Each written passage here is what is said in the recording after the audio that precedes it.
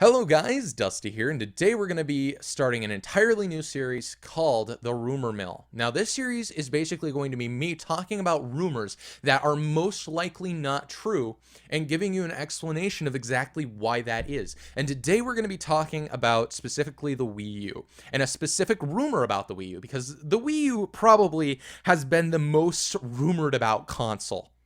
If not the Wii U, then the successor to the Wii U has been the most rumored about console, and it doesn't even freaking exist. So, I mean, Nintendo really needs to control this, by the way. If anybody from Nintendo is watching, control your public representation, control your PR. I mean, people like me should not have to go out and do your job for you. All right, but that's kind of besides the point. What we're talking about today is a rumor that's been circulated around the internet. It's not really from anyone besides a Japanese analytic company.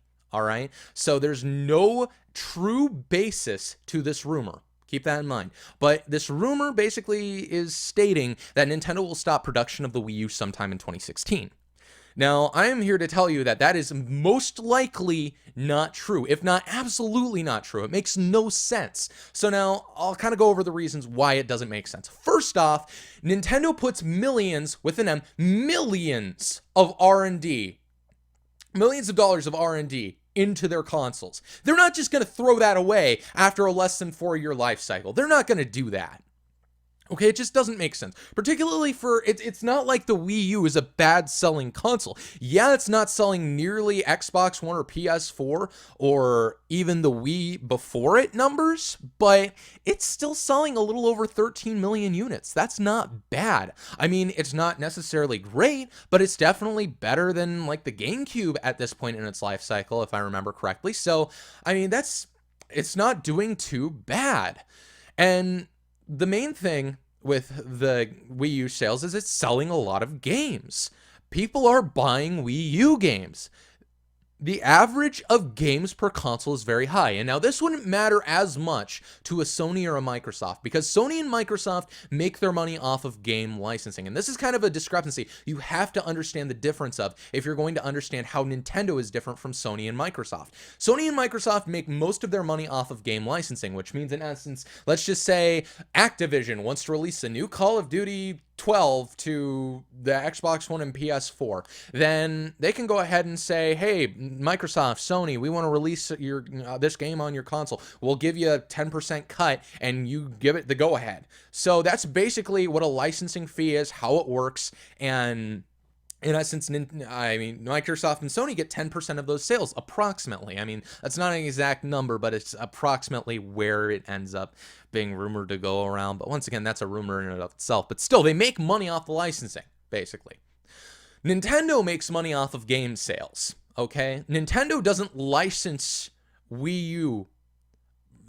Well, at least they really should be opening more to third-party, developers. However, most of their development, most of their game sales are in-house, all right, from Nintendo themselves, all right? So if you own a Wii U, or if you have a friend or cousin or anybody who owns a Wii U, and if you look at their Wii U game shelf, you'll probably see a few games, all right? At least a few, all right? And those games are most likely going to be Nintendo titles. I mean, yes, the Wii U does have its Bayonettas and Shovel Knights and DuckTales remasters, but I mean, for the most part, the sales on the Wii U are of Nintendo platform titles. All right, and well, Nintendo developed titles, in-house developed by Nintendo. And Nintendo makes money off those game sales. They don't have to make just 10% off the licensing. They make the whole freaking pie off the games. And basically all they have to do is put the R&D into the games. And as long as that game sells more units than it costs for them to do the R&D of that game, then they make money. All right? So, I mean, with Nintendo, it's much less viable for them to start a new platform because their platform's not what makes them money. It's their game sales. Whereas being on the new Xbox 5 and PS7 is basically Sony and Microsoft's pitch to these game developers. Hey, you wanna be on powerful, awesome hardware? Then come over here. Nintendo makes their own games, and Nintendo sells their games very well, so they make money off those game sales. I hope this is kind of a good enough explanation for anybody who is not entirely in the know of how this part of the market works. Now, we're gonna go on to the second reason of why this doesn't make any freaking sense.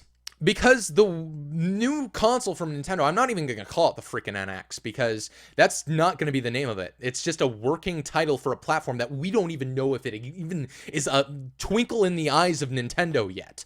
All right, but I mean, that's basically, Iwata just said, yeah, we're working on something called the NX. That's all that we've heard about it. Everything. That's the only official thing we've heard about it. We've heard in a freaking, what would you call it again? Kind of press release or investor release by Nintendo acquiring a portable developer. All right, called DNA, which they basically are doing Nintendo apps now. So that's all we've heard about it, for the most part, straight from the horse's mouth, right? And straight from the horse's mouth is the only thing you can believe. And even you can't always believe that. So it just, the main thing is, what I'm trying to say is Nintendo doesn't even have anything new to put on the table. So when a corporation is not selling product, and when people are not going to buy games for that product, and when people like Nintendo themselves are not going to release new games for that product, which is where they make their money. They don't make much money off the console sale itself, even though I do think the Wii U is profitable now.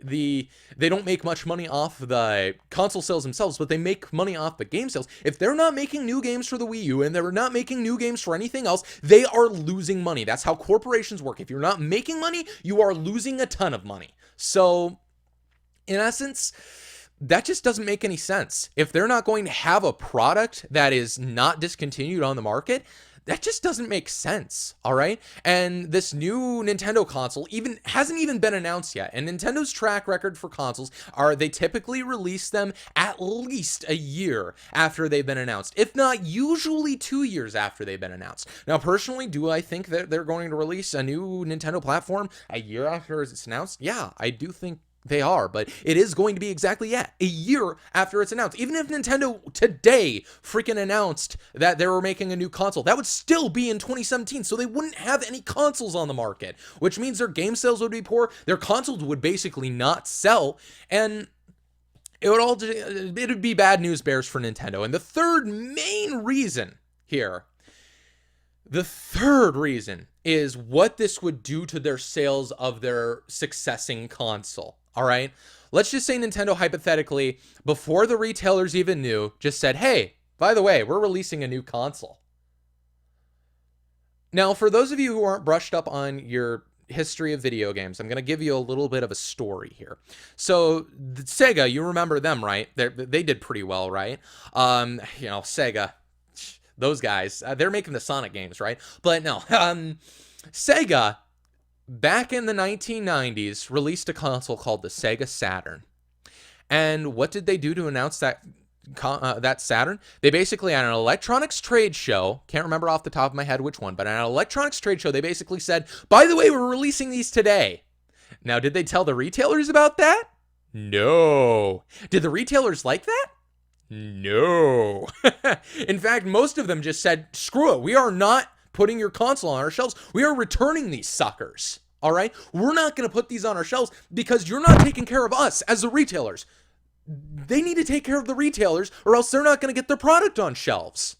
All right? And it doesn't matter how much it freaking sells. If they're not going to take care of the retailers, they're not going to get their product on the shelves.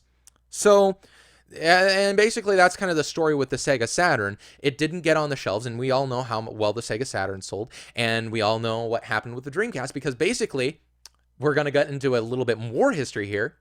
After Sega released the Saturn, basically right after that, they said, I think it was Peter Moore from Sega said, the Saturn is not our future. Sound familiar? What if Nintendo said, the Wii U's not our future? How would that work out?